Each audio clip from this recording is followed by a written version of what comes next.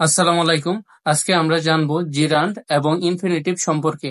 জিরান্ড মূল ভার্বের সঙ্গে আইএনজি যোগ হওয়ার ফলে যদি সেন্টেন্সে একই সঙ্গে ভার্ব ও নাউন এর কাজ করে তাকে জিরান্ড বলে।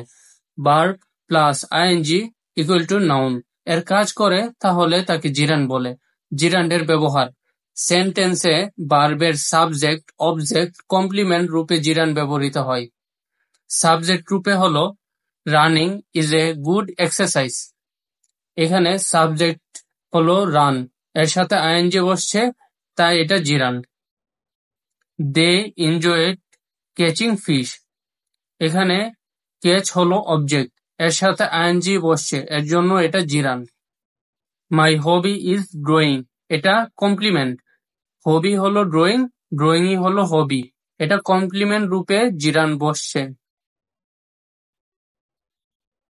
ইনফিনিটিভ নাম্বার, পার্সন এবং টেন্স অনুসারে যে ভার্বের কোনো পরিবর্তন হয় না তাকে ইনফিনিটিভ বলে। To plus V one, V one হলো base form, equal to infinitive.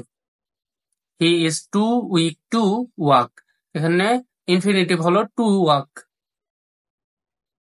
I want to eat, এখানে ইনফিনিটিভ হলো টু ইট। সেন্টেন্সে সাবজেক্ট, অবজেক্ট, কমপ্লিমেন্ট রূপে ইনফিনিটিভ ফ্রেজের ব্যবহার নিচে দেওয়া হলো। To walk is good for our health, এখানে টু ওয়াক হলো সাবজেক্ট, ইনফিনিটিভ সাবজেক্ট হিসেবে ব্যবহৃত হয়েছে।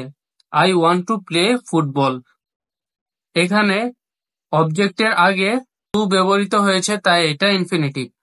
মাই hobby is to collect books, এটা কমপ্লিমেন্ট। বুকসই হলো কালেক্ট, কালেক্টই হলো বুকস, এর আগে টু বসছে, এর জন্য এটা ইনফিনিটিভ।